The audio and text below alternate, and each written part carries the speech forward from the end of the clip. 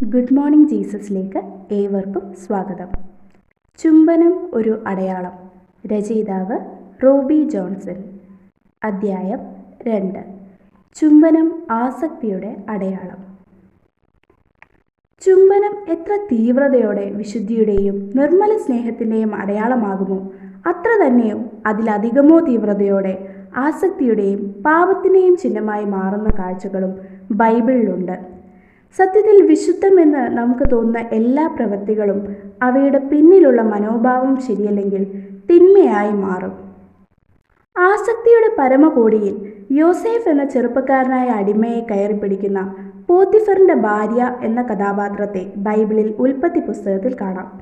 ശരീരത്തിന്റെ മോഹങ്ങളെ അടക്കാൻ കഴിയാത്ത ചോരയും നീരുമുള്ള മാന്യയായ ഭാര്യയാണവൾ. അവളുടെ ഭർത്താവ് മിസ്രയീം മഹാരാജ്യത്തെ തിരക്കുള്ള ഉദ്യോഗസ്ഥനാണ്. അവൾ ആഗ്രഹിച്ച പലതും ഭർത്താവിൽ നിന്ന് ലഭിച്ചിട്ടുണ്ടാകില്ല.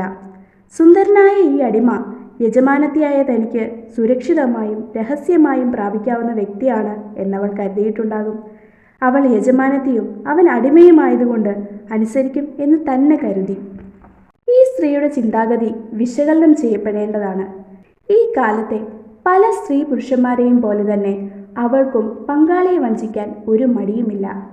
വിശ്വസ്തയായ ഭാര്യയുടെ മുഖംമൂടി വീട്ടിലും സമൂഹത്തിലും അവൾക്കുണ്ട്. അത് നിലനിർത്തുകയും വേണം. എല്ലാം രഹസ്യമായിരിക്കണം, അത്രമാത്രം. പക്ഷേ സകല രഹസ്യങ്ങൾക്കും ദൈവത്തിൻ്റെ സാക്ഷിയായി പ്രപഞ്ചമുണ്ടാകും എന്നവൾ ചിന്തിച്ചിട്ടുണ്ടാകില്ല.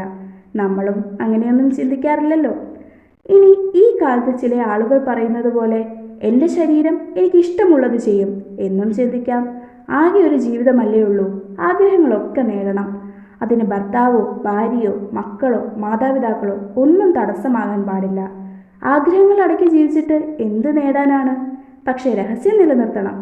അതിന് കഴിഞ്ഞില്ലെങ്കിലോ കൊല്ലാൻ മടിയില്ല. ചിന്താഗതി ഈ രീതിയിലാണ് എന്ന് കാണിക്കുന്ന എത്രയെത്ര സംഭവങ്ങളാണ് ദിവസവും പുറത്തു വരുന്നത്. പുറത്തു വരാത്തത് അതിനേക്കാളേറെ. ആത്മഹത്യകൾ കൊലപാതകങ്ങളും അപകടങ്ങൾ കരുതിക്കൂട്ടിയുള്ള കൊലപാതകങ്ങളുമാകുന്നത് വലിയ അമ്പരപ്പൊന്നുമില്ലാതെ കേൾക്കാൻ നാം പരിശീലിച്ചുകൊണ്ടിരിക്കുന്നു. മനുഷ്യ മനസാക്ഷിക്കും ദൈവ പ്രമാണങ്ങൾക്കും നിരക്കാത്ത ആശയങ്ങൾ അർബുദവ്യാധി പോലെ പടരുന്ന ഒരു കാലമാണിന്ന്. സമൂഹ മാധ്യമങ്ങൾ നൽകുന്ന സ്വാതന്ത്ര്യം ആശയങ്ങളും അനുഭവങ്ങളും സമൂഹത്തെ എങ്ങനെ ബാധിക്കുന്നു എന്ന് ചിന്തിക്കാതെ പ്രചരിപ്പിക്കാൻ അവസരം നൽകുന്നു. അതിനീചമായ പീഡന വാർത്തകളും കൊലപാതക വാർത്തകളും മനുഷ്യനെ അത്തരം പ്രവർത്തികളിൽ നിന്ന് അകറ്റി നിർത്തുന്നതിന് പകരം അതിലും മോശമായി പ്രവർത്തിക്കാൻ പ്രേരണ നൽകുന്നു. സ്ത്രീകളുടെ അവകാശങ്ങളും കുട്ടികളുടെ സ്വാതന്ത്ര്യവും അതിൻ്റെ ഉദ്ദേശശുദ്ധിയെ വെല്ലുവിളിക്കുമാറ് ചൂഷണ ഉപാധിയായി പലരും മാറ്റിക്കഴിഞ്ഞു. ദൈവനിഷേധം, അക്രമ പ്രവർത്തനങ്ങൾ, കുത്തഴിഞ്ഞ ജീവിതം, ഇതൊക്കെയാണ് സ്വാതന്ത്ര്യം എന്ന മട്ടിലുള്ള ആശയങ്ങൾ യുവത്വത്തിലേക്ക് കുത്തിനിറയ്ക്കപ്പെടുന്നു. ദൈവഭക്തിയിൽ മാനം മര്യാദയ്ക്ക് ജീവിക്കുന്നത് കഴിവുകേടും ബുദ്ധിമാന്യവും സകല നന്മകളെയും വെല്ലുവിളിക്കുന്നത് ഹീറോയിസമായും കരുതപ്പെടുമ്പോൾ ദൈവഭക്തിയിൽ വളർത്തപ്പെടുന്ന കുട്ടികൾ പോലും വഴിതെറ്റപ്പെടുന്നു. അംഗീകരിക്കപ്പെടാനും ഒറ്റപ്പെടാതിരിക്കാനും എന്തിന് ആക്ഷേപിക്കപ്പെടാതെയും ആക്രമിക്കപ്പെടാതെയും ജീവിക്കണമെങ്കിൽ തിന്മയ്ക്ക് കീഴടങ്ങണമെന്ന അവസ്ഥ. തിന്മ ഇത്രയധികം പ്രബലപ്പെടുന്നതിന് പിന്നിൽ ഒരു അദൃശ്യ ശക്തി പ്രവർത്തിക്കുന്നുണ്ട് എന്ന് നിസ്സംശയം പറയാം. അതുകൊണ്ട് തന്നെ പ്രതിരോധവും പോരാട്ടവും ആത്മീയമാകണം, എങ്കിലേ വിജയിക്കൂ. ക്രൈസ്തവ സഭയും ക്രൈസ്തവ കുടുംബങ്ങളും ഈ പോരാട്ടത്തിൽ കുറച്ചുകൂടി ജാഗ്രത കാണിക്കണം. ജാഗ്രതയില്ലാത്ത പോരാട്ടം പരാജയപ്പെടും എന്ന് പറയേണ്ടതില്ലല്ലോ. ചിലപ്പോൾ ഒരു വഴി മനുഷ്യന് ശരിയായി തോന്നും, അതിൻ്റെ അവസാനമോ മരണവഴികളത്രേ. ബൈബിൾ പറയുന്നത് എത്ര സത്യം! മരണവഴികളിലേക്ക് വീഴും മുമ്പേ മനസാക്ഷി ആദ്യം കുറ്റബോധം തരുമ്പോൾ തന്നെ തിരിഞ്ഞു നടക്കാൻ കഴിയണം. സ്ത്രീ പുരുഷ ബന്ധങ്ങളിലും യുവത്വത്തിൻ്റെ കൂട്ടുകെട്ടുകളിലും ശരിയെന്ന് തോന്നുന്ന ചില വഴികൾ എത്ര വേഗമാണ് മരണപാശങ്ങളാകുന്നത്. എനിക്കെന്നെ സൂക്ഷിക്കാൻ അറിയാം എന്ന് കരുതുന്നവർ അറിയുക, അറിഞ്ഞുകൊണ്ടല്ല ആരും കെണിയിൽ വീഴുന്നത്.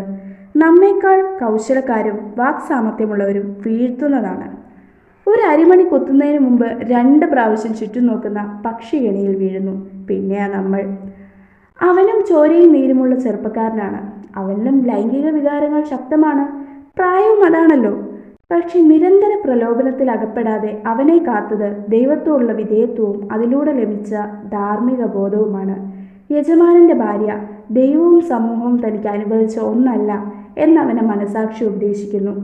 മനുഷ്യന് എല്ലാ സ്വാതന്ത്ര്യവും കൊടുത്തിട്ട് അരുത് എന്നുകൂടി കൽപ്പിക്കുന്ന ദൈവത്തെയാണ് ഏദൻ മുതൽ ബൈബിൾ കാട്ടിത്തരുന്നത്. വ്യഭിചാരം ചെയ്യരുത്, കൂട്ടുകാരൻ്റെ ഭാര്യയെ മോഹിക്കരുത് എന്നീ കൽപ്പനകളും കൂടി ചേർത്ത് വായിക്കുമ്പോൾ ബന്ധങ്ങളിലെ അതിരുകളുടെ സ്ഥാനവും അരുത് എന്നതിൻ്റെ അർത്ഥവും വ്യക്തം. യോസേഫിന് ഈ ബോധം പാരമ്പര്യമായി കിട്ടിയതാണ് എന്ന് കരുതുക വയ്യ. കാരണം അവൻ്റെ 10 സഹോദരന്മാരും സ്ത്രീവിഷയത്തിൽ മോശക്കാരല്ല. എന്താ ഇവൻ മാത്രം ഇങ്ങനെ? തീർച്ചയായും ദൈവമായുള്ള ഉറച്ച ബന്ധം അതെങ്ങനെയോ രൂപപ്പെട്ടതല്ല, മറിച്ച് നിരന്തര ദൈവാന്വേഷണത്തിലൂടെ ആർജിച്ചെടുത്തതാണ്. ദിനാരംഭത്തിൽ ദൈവത്തോടുള്ള കൂട്ടായ്മയെ ചെലവഴിക്കുന്നവന് തിന്മയോട് പോരാടാനുള്ള ശക്തി ദൈവം തന്നെ നൽകുന്നു. പരീക്ഷയിൽ ഞങ്ങളെ കടത്താതെ ദുഷ്ടങ്ങളിൽ നിന്ന് ഞങ്ങളെ വിടുവിക്കണമേ എന്ന് യേശു പഠിപ്പിച്ചതിൻ്റെ രഹസ്യം പരീക്ഷിക്കുന്ന ദുഷ്ടൻ ശക്തനും പരീക്ഷിക്കപ്പെടുന്നവൻ അശക്തനായതുകൊണ്ടും പരീക്ഷ ജയിക്കാൻ ദൈവസഹായം കൂടിയേ കഴിയൂ എന്നതുകൊണ്ടുമാണ്. മേലുദ്ധരിച്ച പ്രാർത്ഥന ആത്മാർത്ഥമായി ഏറ്റുചൊല്ലാം. പരീക്ഷകൾ ലൈംഗികതയിൽ മാത്രം ഒതുങ്ങുന്നില്ല. എവിടെയെല്ലാം മനുഷ്യൻ ഇടപെടുമോ അവിടെയെല്ലാം പരീക്ഷിക്കപ്പെടാം. പൊതുവെ ആരെയും ദ്രോഹിക്കാത്തവരാണ് കർഷകർ എന്നാണ് സങ്കല്പം. പക്ഷേ വിള സംരക്ഷണത്തിന് ചില ഘട്ടങ്ങളിൽ മാരകമായ കീടനാശിനികൾ പ്രയോഗിക്കാൻ പ്രലോഭിക്കപ്പെടും. രോഗനിർണയം നടത്താൻ കഴിഞ്ഞില്ലെങ്കിലും ഡോക്ടർ എന്തെങ്കിലും മരുന്ന് എഴുതാൻ പ്രലോഭിപ്പിക്കപ്പെടും.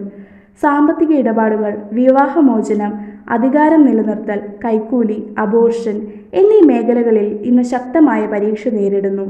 ജയിക്കാൻ എന്തു ചെയ്യണം? ക്രൂശിതനായ യേശുവിലേക്ക് നോക്കുക. ആ യാഗപീഠം ഏറ്റവും വലിയ ശക്തി സ്രോതസ്സാണ്. കാരണം പിശാചിൻ്റെ തല തകർത്ത് അവൻ്റെ ആയുധങ്ങളെ നിർവീര്യമാക്കിയ സ്ഥലമാണത്. അടുത്ത ഘട്ടത്തിലെ സംഭവത്തിൻ്റെ ട്വിസ്റ്റ് അതിശയിപ്പിക്കുന്നതാണ്.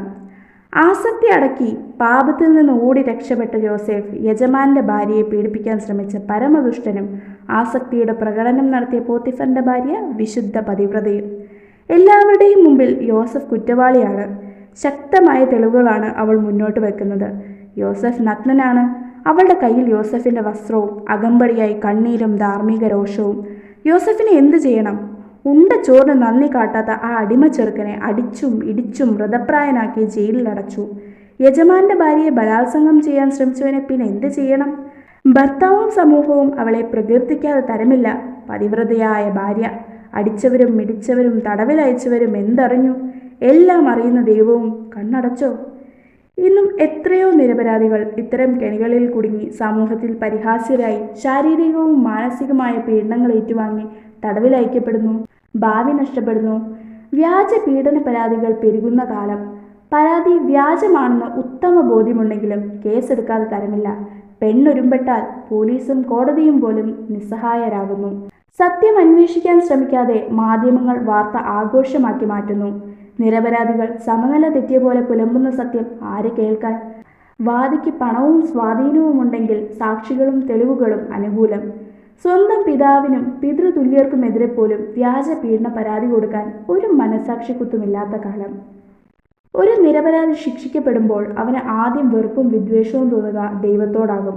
പ്രത്യേകിച്ച് നീതിയുടെയും സത്യത്തിൻ്റെയും പക്ഷത്ത് നിന്നതാണ് ചാർത്തപ്പെട്ട കുറ്റമെങ്കിൽ. നിരീശ്വരവാദി പോലും ദൈവത്തെയാകും കുറ്റപ്പെടുത്തുക എന്നെനിക്ക് തോന്നുന്നു. യോസഫിന് ധൈര്യമായി ദൈവത്തെ കുറ്റപ്പെടുത്താം. ചെറുപ്പം മുതൽ സഹോദരന്മാരിൽ നിന്നും വ്യത്യസ്തനായി ജീവിച്ചതും ദൈവം നൽകിയ ദർശനങ്ങളുമാണ് അവനെ സഹോദരന്മാരുടെ കണ്ണിലെ കരടാക്കിയത്.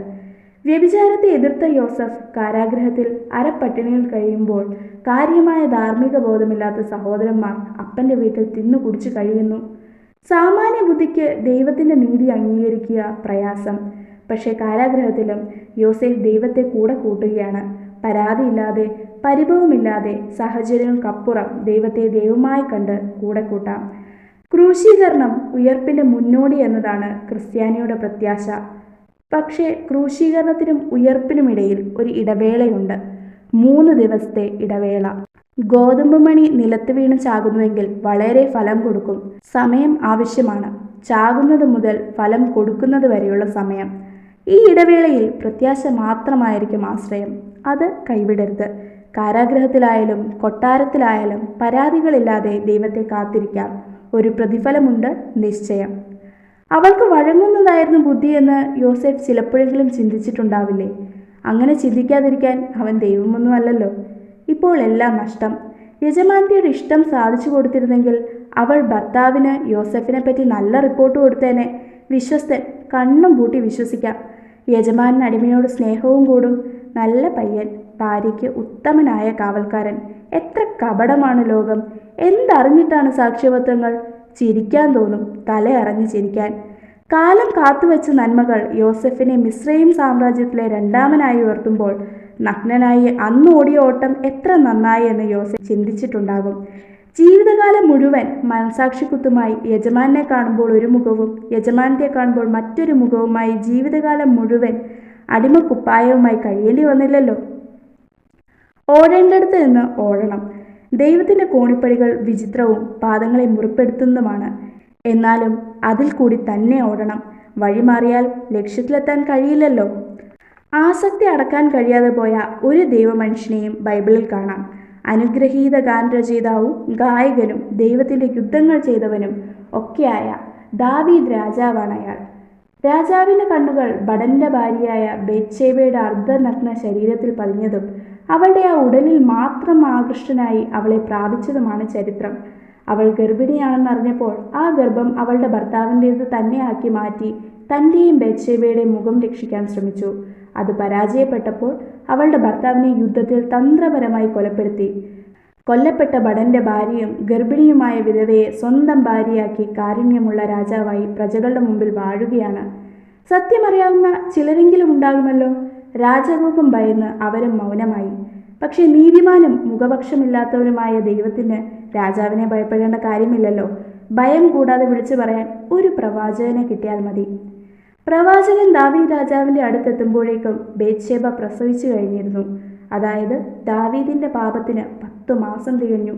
ഈ കാലത്തൊന്നും ദാവീദിന് കുറ്റബോധം തോന്നിയില്ലേ? മറ്റുള്ളവർക്ക് മരണശിക്ഷ വിധിച്ചിരുന്നവന് സ്വയം മരണശിക്ഷ ഏറ്റുവാങ്ങണം എന്ന് തോന്നിയില്ലേ? വ്യഭിചാരം മാത്രമായിരുന്ന പാപം ചതിയായി കൊലപാതകമായി വളർന്നതറിയാനിട്ടല്ല. നീതിമാനും ഭക്തനും എന്ന ലേബലിൽ നിന്ന് വ്യഭിചാരിയും കൊലപാതകനും എന്ന ലേബലിലേക്ക് മാറുക ദാവീദിനെന്നല്ല, ആർക്കും എളുപ്പമല്ല. സത്യത്തിൽ നമ്മൾ ദൈവത്തെയല്ല സമൂഹത്തെയാണ് ഭയപ്പെടുന്നത്. നീതിമാനാകുകയല്ല, നീതിമാൻ എന്ന പേർ നേടുകയാണ് നമ്മുടെ ലക്ഷ്യം. മനുഷ്യ, നീ എത്ര നിസ്സാരൻ! ദൈവത്തിന് മുമ്പിൽ തലകുനിക്കാതെ നിൽക്കാൻ ആർക്ക് കഴിയും? പ്രവാചകൻ തേടിയെത്തി ദൈവത്തിൻ്റെ വിധിന്യായം പറഞ്ഞു കേൾപ്പിച്ചപ്പോൾ സ്വന്തം നിഴൽ പോലും ദാവീദിന് ഒളിയിടം ഒരുക്കാതെ മാറി നിന്നു. പിടിക്കപ്പെട്ടപ്പോൾ അനുതാപവും കരച്ചിലുമുണ്ടായി. പക്ഷേ താമസിച്ചുപോയി. സ്വമനസാലെ ഉണ്ടാകുന്ന അനുതാപവും പിടിക്കപ്പെടുമ്പോൾ ഉണ്ടാകുന്ന അനുതാപവും തമ്മിൽ വ്യത്യാസമുണ്ട്. അതുകൊണ്ട് ശിക്ഷയിലും വ്യത്യാസമുണ്ടാകും. ബത്ശേബ പ്രസവിച്ച ശിശുവിൻ്റെ മരണത്തെ തടയാൻ ദാവീദിൻ്റെ ഉപവാസത്തിനും പ്രാർത്ഥനയ്ക്കും കഴിഞ്ഞില്ല എന്നത് ഭയത്തോടെ വിലയിരുത്തപ്പെടണം. അടക്കാനാകാത്ത ജഡിക മോഹങ്ങൾ, അത് ഭക്ഷണത്തോടോ മദ്യത്തോടോ വസ്തുവകകളോടോ പണത്തോടോ അധികാരത്തോടോ ലൈംഗികതയോടോ ഏതിനോടായാലും പാപം തന്നെയാണെന്നാണ് ദൈവപക്ഷം. ഒന്നുകൂടി ചേർത്ത് പറയട്ടെ, പാപം ആര് ചെയ്താലും പാപം തന്നെ. കൃപായുഗം എന്ന ഓമനപ്പേരിൽ പാപത്തെ പരിപോഷിപ്പിക്കുന്നവർ അറിയുക, ദൈവിക കോടതിയിൽ വിധിവാചകം എഴുതി ചേർക്കും മുമ്പ് അനുദപിച്ച് ദൈവത്തിൻ്റെ നീതിയിലേക്കും ന്യായത്തിലേക്കും മടങ്ങുന്നതാണ് ബുദ്ധി.